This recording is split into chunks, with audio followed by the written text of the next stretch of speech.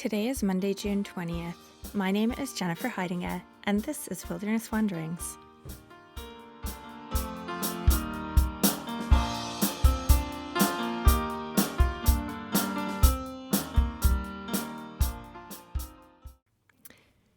Today's text comes from Psalm 34. Taste and see that the Lord is good. Blessed is the one who takes refuge in him.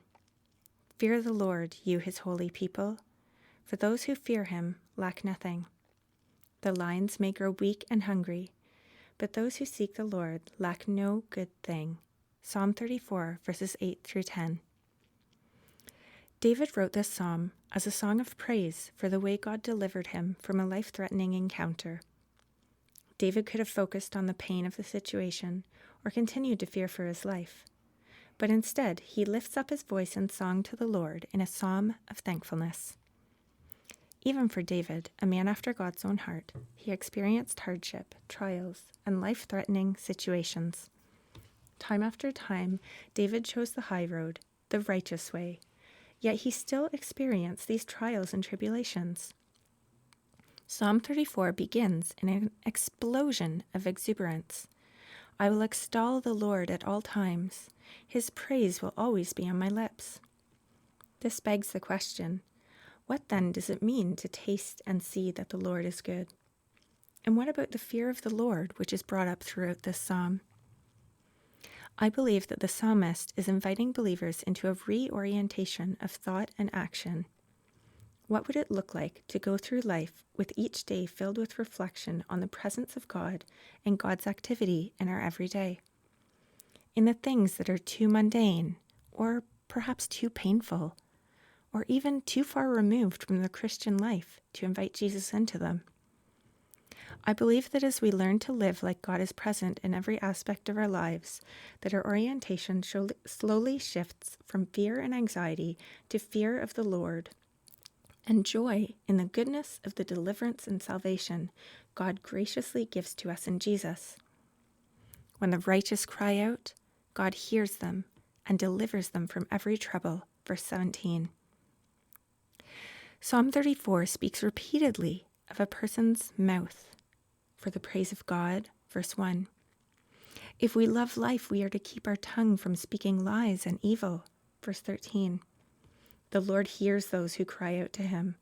Verse 4, 6, 15, and 17. Taste and see that the Lord is good. Verse 8. The deliverance of God comes through relationship with God through prayer. Prayer filled with both exuberant praise and heartfelt tears. God wants us to open our mouths and talk to him.